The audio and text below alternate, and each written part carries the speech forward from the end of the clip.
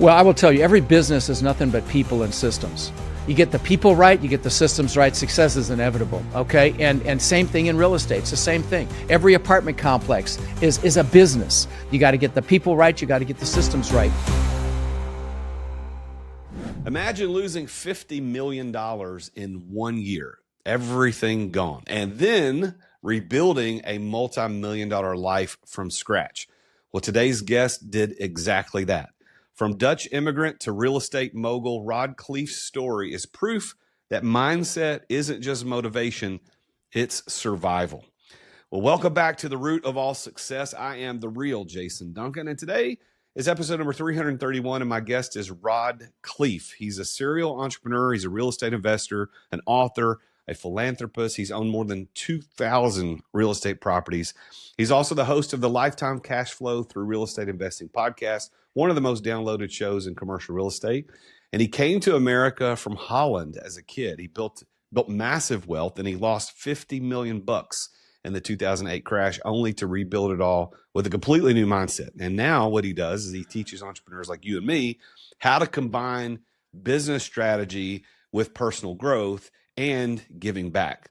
So we're going to be talking about what it takes to recover from losing everything, how to turn fear into focus, and why contribution might be the true key to freedom.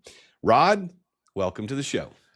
Man, that is the best intro I've ever gotten, brother. I got to tell you, that was really good.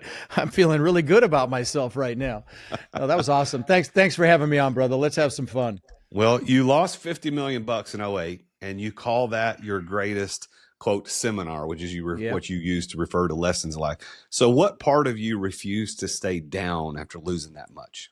Well, all of me, but I would tell you, sure, I hid under a rock for a few months feeling sorry for myself because I literally lost everything. And it was conservatively 50 million. It may have even been a little more than that. But, you know, I've spent a lot of time learning mindset and psychology. I spent 23 years with Tony Robbins. He's the best in the world at it. My first broker when I was doing real estate when I was 18, started that conversation with me and taught me about mindset and how really 80 to 90% of your success in anything is just that. It's your mindset. Only 10 to 20% is the mechanical stuff we talk about on our podcast. But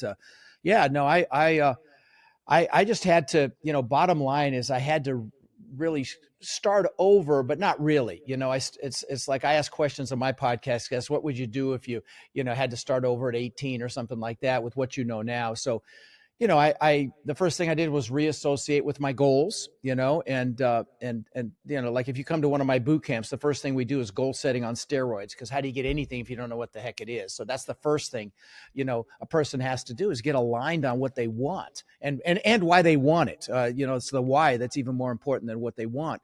And so, that's the first thing I did was reassociate with what I wanted, because it would have been real easy to look in the rearview mirror and focus on what I lost. And don't get me wrong, I think about it. It sucked, and but you get past it, and I use it to teach now. A lot of people, there are people that jumped off buildings and killed themselves in 2008, 9, and in the Great Depression over losing less than I lost even. And, it just happened recently, that crypto guy in his Lambo. I don't know if you heard about that. Shot himself. I didn't. Yeah, big. Who was that? What was that? What was this? I don't know all the details. I just know he killed himself. They found him shot in the head by himself in his Lambo. I don't even know where it was, but see, a lot of people, they identify with their vehicle. Okay. And the key here is, yes, you need a vehicle to go kick ass in what's coming. There's a lot of opportunity in what's coming, especially in my space, commercial real estate, multifamily, but you can't become your vehicle. It can't become your identity, because the vehicle may fail, but that doesn't mean you're a failure. And see, again, I call them seminars. I researched this a couple of years ago, and I realized I built 29 companies so far in my career. 29. I was blown away by the number. Several worth tens of millions of dollars, but most were spectacular flaming seminars. We fail our way to success, right? 100%. And it's encouraging to see someone like you who admits that you lost that much money and you've grown from it. And that's a huge testament to your character. And speaking of where you came from, you immigrated from Holland at 6 years old, And those early years must have taught you a lot about drive and resilience. What Oh, stories can you share? let me share something with you about that. So, I teach people about fear and limiting beliefs. And, when I immigrated, I was 6 years old. I didn't speak English, came across on a boat, literally. Remember my mom crying when she saw the Statue of Liberty. True story. It was 1966.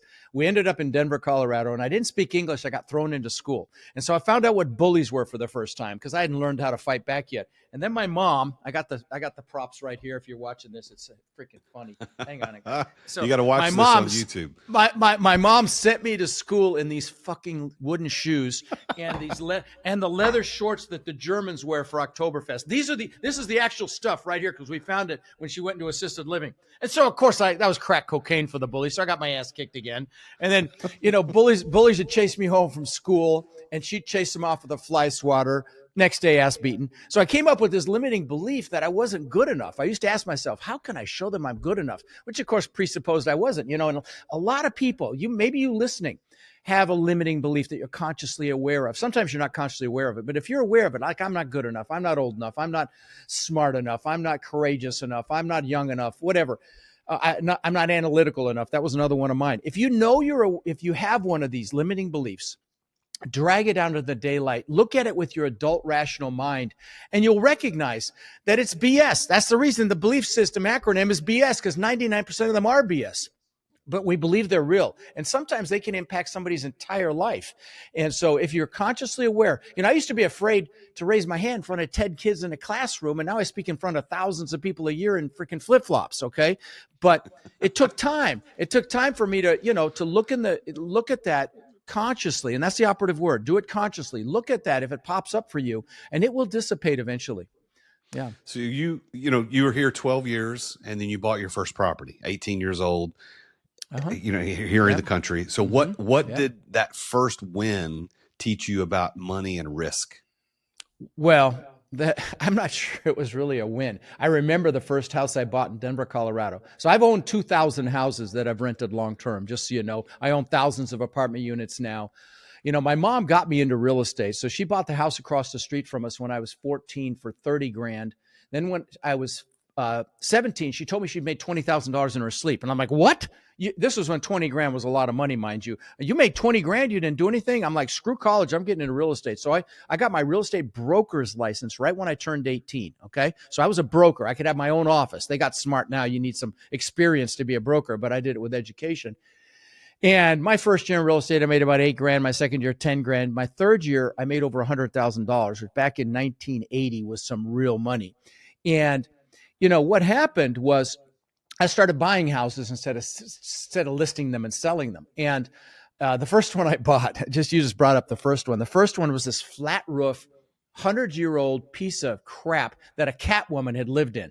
And I remember personally going in the crawl space, spreading a lie to try to get rid of the smell, spraying Kills block on floor, ceilings, and walls to try to kill the smell. I still didn't kill it, but I think I made a couple of bucks on that house. But I ended up buying 500 houses. I ended up buying 500 houses in Denver that I rented, which I sold to buy in Memphis and Florida. But anyway, yeah, no, that's the first one. Well, so you've talked about visualization, and you actually say that changed everything for you. So what's one moment where that truly paid off?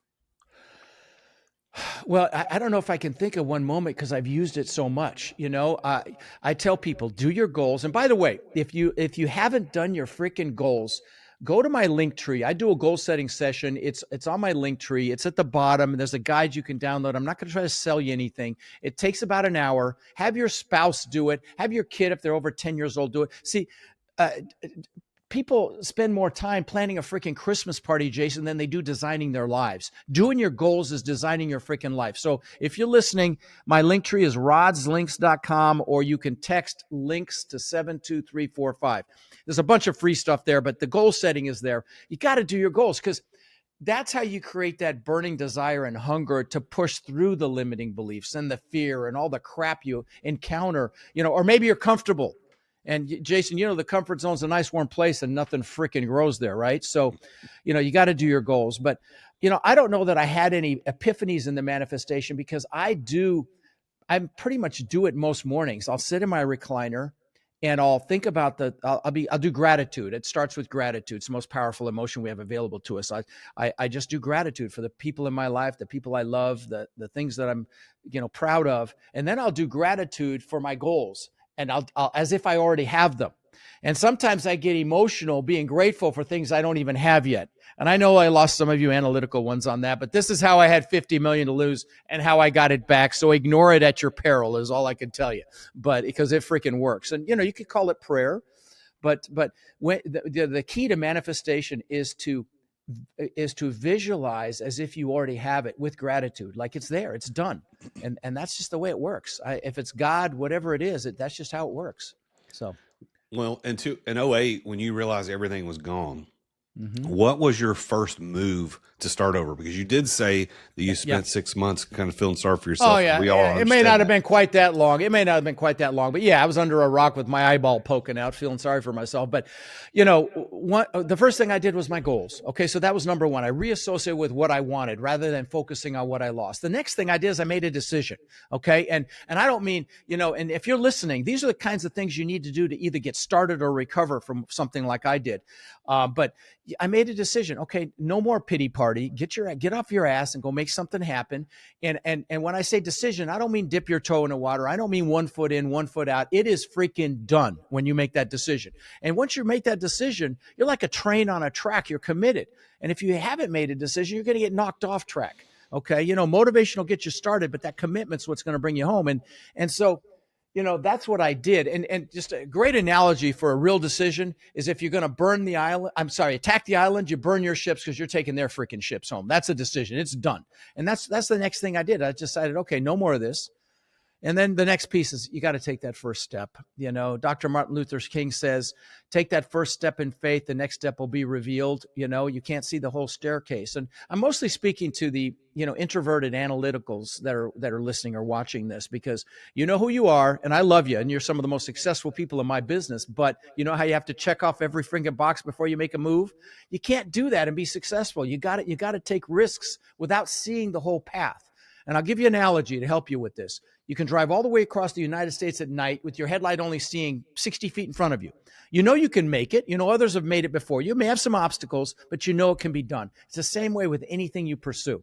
So, yeah, there you go. Wow. So what was the first sign that your comeback after the 2008 crash was actually working? Well, what I did was I actually built a $10 million company out of the ashes of that. Now, and here's another thing. So, who you hang out with is super important as well. So I was in Tony Robbins Platinum Partnership. Okay. And it was about 130 grand back then. And I was around people that were killing it in that crash. Okay. They were like thriving. They'd figured it out that it was coming, but in my defense, countries went bankrupt, but I'm around these guys and they're like, get up, you freaking puss, go 50 million schmillion, get up and go make something happen. Now that's who you want to be around. Frankly, in my opinion, all the time. You want to be around people that think what you think is hard is easy. Your peer group. You show me your 3 best friends, I'll show you who you are in every aspect of your life, your health, your happiness, definitely your finances. And here's the problem, Jason, this. Most people, they default to people they work with or people they went to school with. And they may have their own limiting beliefs and their own fears. And out of, fear of losing you or fear of feeling less than if you succeed or whatever, they'll hold you back. Maybe out of love, they'll hold you back. And so you got to be really careful who you allow to influence you. And sometimes it's family. I'm going to tell you, love your family. But if they're not a positive influence, love them, but don't make sure you get around people that are positive to influence you. And can I brag for a minute? Yeah. So I've got a coaching program called My Warriors. There's a couple thousand of them around the country. They now own, I think, almost 300,000 units under my tutelage, multifamily. That was the primary thing I started teaching now. But so 300,000 multifamily units, tons of senior housing, tons of self-storage, tons of mobile home parks, industrial flex space. I mean, every asset class. And the reason I bring that up is that group is so successful because everybody's lifting each other up. I mean, there's a closing almost every single day. They're praising each other. We did an analysis about a month and a half ago. My daughter did it, who works for me. And she's like, 98% of the deals these people do is done between warriors. So if you're listening and you're thinking you want to get into something, if it's real estate, get your butt to my boot camp. It'll be on the link tree there. But if it's something else, get around people that are doing it. Get around people that want more out of life. Go to meetup groups, because I'll tell you, my business is a team sport. So you definitely need to be around other people because there's lots of different hats you can wear in my business. But regardless of what you want to do, get around people that are doing it, that are successful at it. It's the old adage: if you're going to play tennis, do you want to play somebody harder than you, or worse, or better than you, or worse than you? Right? You know the answer. And so it's the same thing with anything you pursue. Get around other people, and they will lift you up. A rising tide lifts all ships. So yeah. Owning more than 2,000 properties, I can imagine, teaches you a lot. So what's Sure. the single biggest business principle that you've learned that applies beyond real estate? Well, I will tell you, every business is nothing but people and systems. You get the people right, you get the systems right, success is inevitable. Okay. And same thing in real estate. It's the same thing. Every apartment complex is a business. You got to get the people right, you got to get the systems right. And so, I utilize tools. I mean, AI is just extraordinary what it's doing right now. I mean, we're utilizing it as much as we can, and we're still way behind the curve. But my daughter's like Mensa brilliant, and she's embracing it. So is my social media expert. But the bottom line is, I think the biggest thing I learned is to have, besides curiosity, is to decide that you're going to continually improve and continually add value. And that's what I've done in my warrior coaching program. That's what I've done, in all my businesses. How do we make it better? Even just a little bit better, taken out over 3 years, 5 years, 10 years can be a major shift. So I think it's the curiosity, and Tony Robbins calls it CANI, constant and never ending improvement. Because honestly, if you're not improving, you're dying. Bottom line, there's no flat line. If you're not growing and improving, you're dying. So yeah, I think that's the best piece of advice I could give somebody. And focus on adding the most value. The people that add the most value are the most successful in the world. Yeah. And I've heard you often say that success without fulfillment is failure. So what does fulfillment mean to you now? Sure. Oh, so I'll give you a story. So I lived in Denver. And, my dad worked for Continental Airlines for 36 years. There's a story there. If he worked for him for 36 years, he used to tell me, get a real job and get a pension. My mom got, I think, $597 a month from his pension. But anyway, and he worked for him for 36 years and got laid off. Okay. There is no job security. Your job security is right here between your freaking ears. But that's not the story. So, I lived in Denver, and we got to fly all over the place practically free. My brother and I would hop on a plane for $35 standby to Hawaii from Denver. No lie. We'd camp out on the beach when we were teenagers. But anyway, so I saw the beach and I'm like, man, I got to live on the beach. I love the freaking beach. And there's no beach in Denver, but I would visualize it. And 20 years later, I built this incredible mansion on the beach. I mean, here in Sarasota, in fact, it's right across the bay from where I live now. I lost it in all the craziness, and God's got a sense of humor, so I get to look at it every time I go outside my backyard.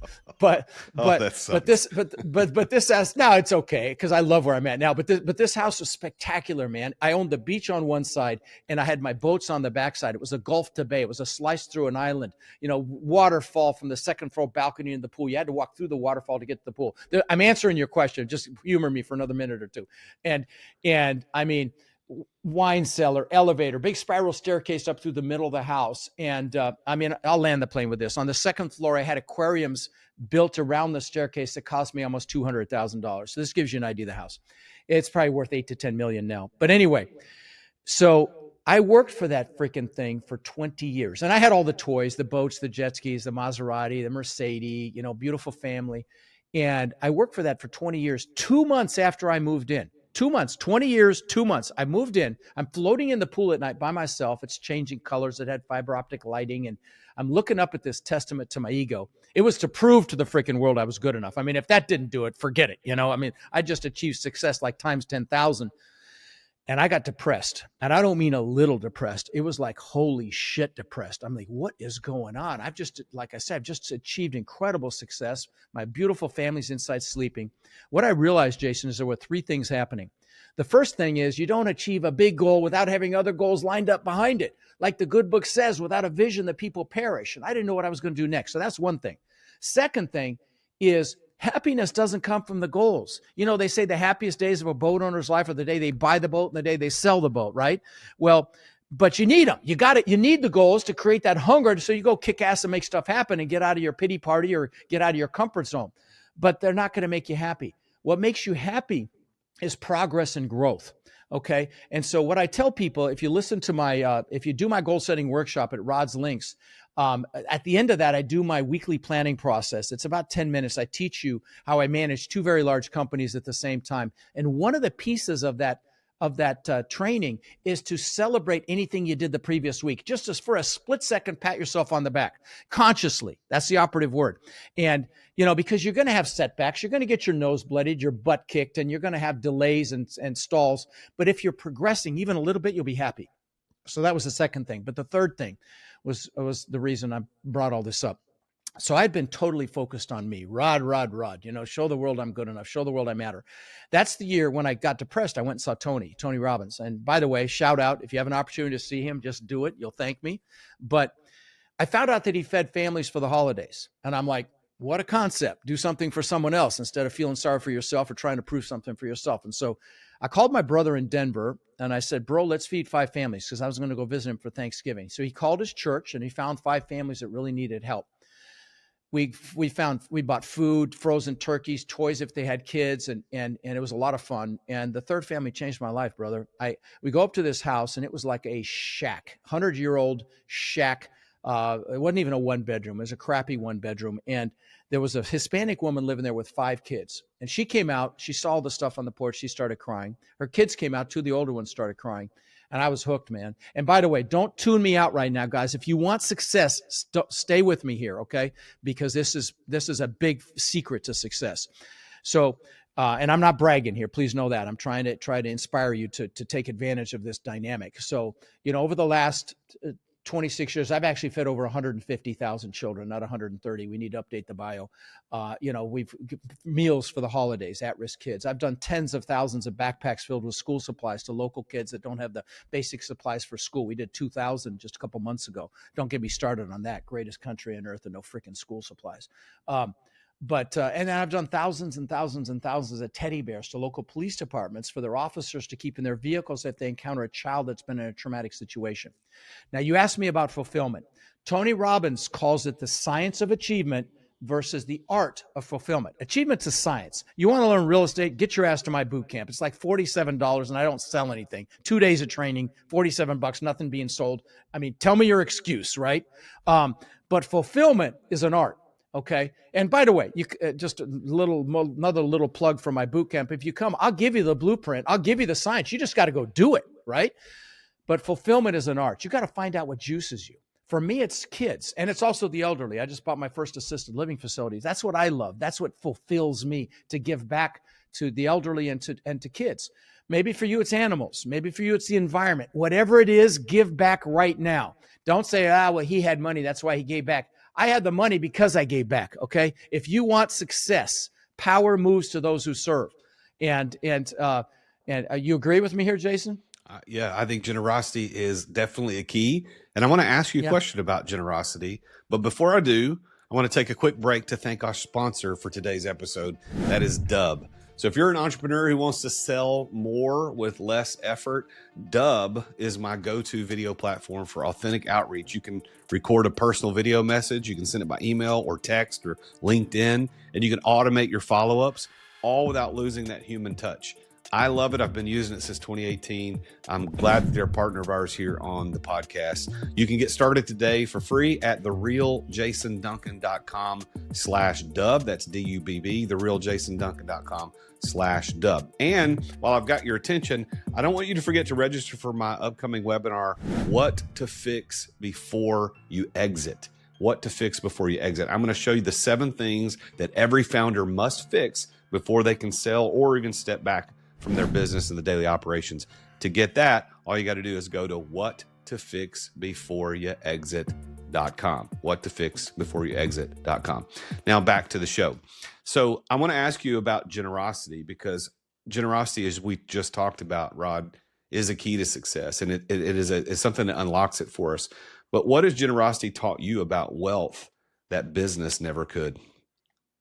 Oh, I mean, listen, I've had people on my couch here in my studio that have thousands and multi millionaires, and I could tell if they're like I was before I had my epiphany, and I feel sorry for them because they're truly not happy as successful in my view, and they're not fulfilled. But I will tell you, I had 1,000 people at a boot camp in Orlando last year, and we did this Hall of Fame award for some exemplary warriors. I don't know, 10 or 15 of my warriors, and it wasn't how many doors they had or anything like that. It was just people that I selected because they contributed to the group, to the warriors, and helped other people and stuff like that. And so we did a slide for each one. And I'm standing on stage handing these awards out, and we're looking at the slide for each one. I started to notice a pattern. Every single one of them gives back. Schools in India, sexual trafficking, veteran suicide, veterans homelessness, on and on and on. Every single one of them. I turned to the 1,000 people, and I'm like, that's what we call a freaking clue. Okay. Because power moves to those who serve. And, I remember when I first started my foundation, I paid for it every year until we were at like 3,500 kids. And it was like, that was 2008 when I lost everything. I paid 55,000 in 2008 out of my pocket. And then when I lost everything, I started taking donations. And if you go to my link tree, you'll see the link for it. And I cover all the operational expenses. Every single dime goes to food, backpacks, or teddy bears. But regardless, I mean, if you want to help, you can. But it taught me, when I saw that, and I've seen it in my own life as well, because, my brother's like, we can't spend that 55 grand right now. Yes. I said, yes, we can. And of course it came back tenfold by, with something that happened, days or weeks later. I don't remember now because it's been a long time, but it definitely came back. And that's the way God works. That's the way the universe works. Whatever you believe, whatever you give, you get back tenfold, 100-fold, and so, do it now. And if you don't have the money, give of your time. Just do something to give back. You'll be happily achieving as well. We've been taught in the society to achieve to be happy, which is crazy. When you're giving back, you're happily achieving. So it's taught me that as well. So Rod, the name of the show here is The Root of All Success. So I got to ask you some success questions. And this one is a big one. I've asked every guest on my show that I've ever interviewed, how do you personally define the word success? I will tell you that word evolves as you grow older. Initially I thought it was a freaking Lamborghini or a Rolls Royce or a Bentley or a couple $1 million worth of watches, all of which I have, which is like, doesn't mean anything to anymore. And people are going to think this is bullshit, but it's not. I've got a wall in my other building here at my compound with hundreds and hundreds of thank you cards for my students whose lives have been impacted. And I'm going to tell you that, to me, is success. I get love every single day. And I mean, it's my greatest blessing. I get DMs, I get emails, I get gifts, I get cards every single day. And to me, that's success. And of course, that's one piece of success. On my intimate personal relationships, it's having deep, meaningful, supportive, loving relationships. I don't mean hundreds of them. I mean a handful around me that matter. That's also success. So based on that definition, do you consider yourself to be successful? Yeah, for sure. Absolutely. I mean, could I work more on my personal relationships? Yes, no question. I'm not where I want to be there. I mean, I'm single. My ex-wife, who I was with for 13 years, beautiful woman, is my best friend. She was just here in my guest house yesterday for 10 days.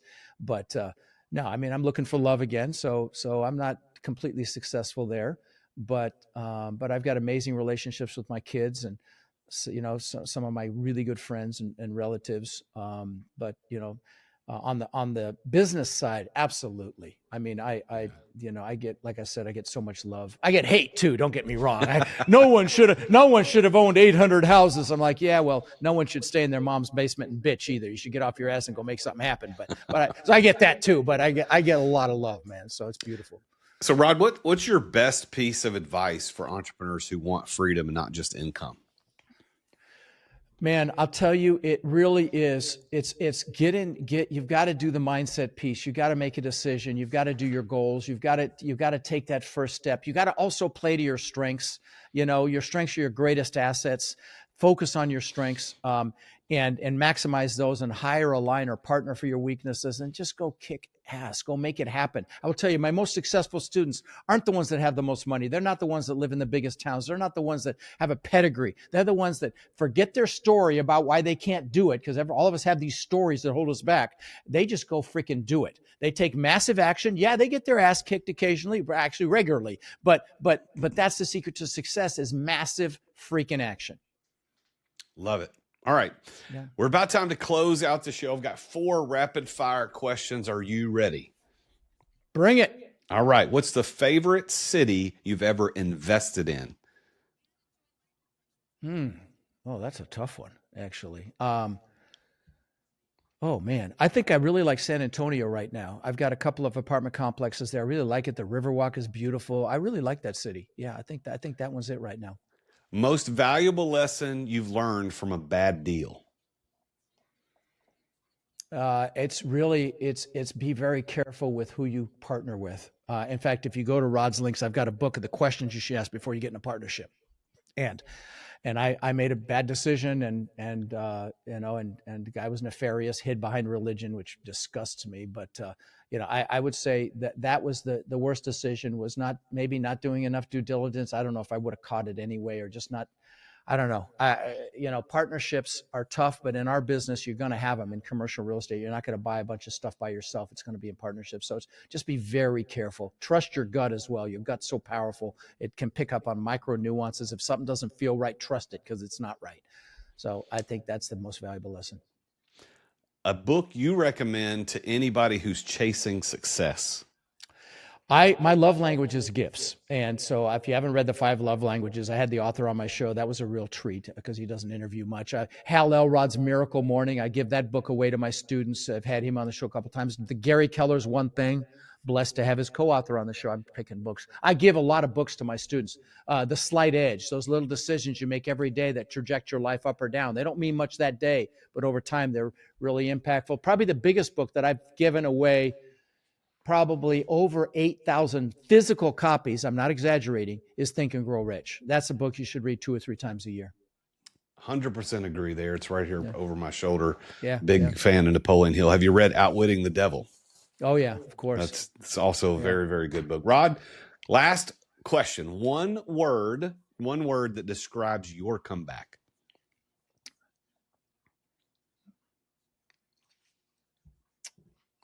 Oh, God, it's right there.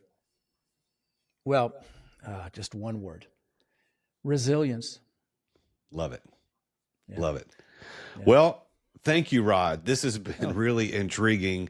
I want people to go check you out at rodslinks.com, or you can text links, the word links, to 72345 and get his links. Rod, is there anything else you want to leave people with today? No. Listen, if you like it, the thought of there's incredible opportunity right now in real estate, because a lot of operators are in trouble because they got high interest rate debt or adjustable rate debt that's now high. So if there was ever a time to get into real estate, it's right now. And my boot camps, like I say, are like $47. If the price is more than that, let me know. DM me, because all my social is on the link tree as well. And just let me know you saw me on Jason's show, and I'll get you that price, because it goes up. But I would just take freaking action, and that's pretty much it. Unless you freaking love where you are right now, don't be in the same place you are right now 2 years from now. Go make something happen. Get off your ass, make it happen. And that's it. Well, thanks, Rod, for being on the show. We're going to put all of your contact information in the show notes. So, listener, thank you for being here. Thank you, Rod, again, for being on the show.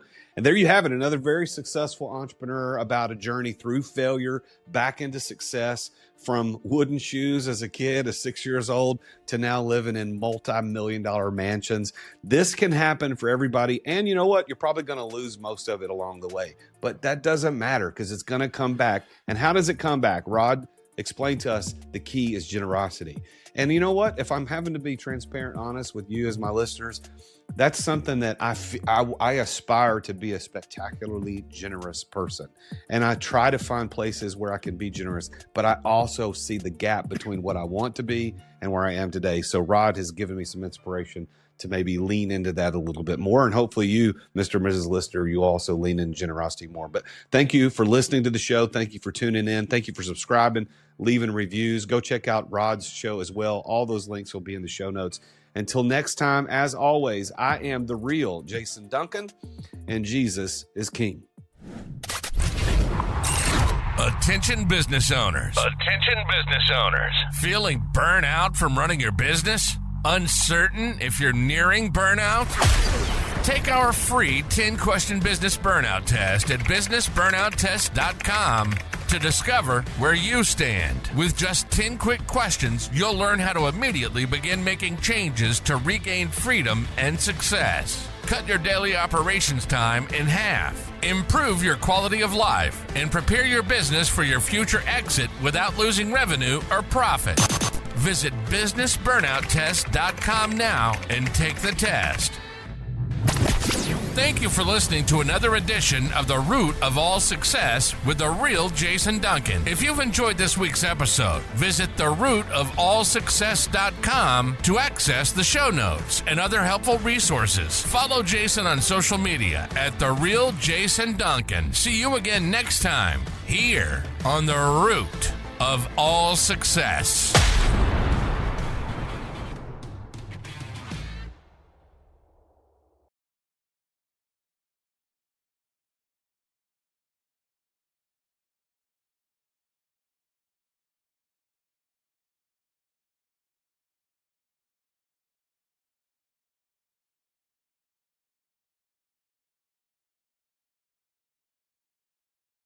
This podcast is a part of the C-Suite Radio Network. For more top business podcasts, visit c-suiteradio.com.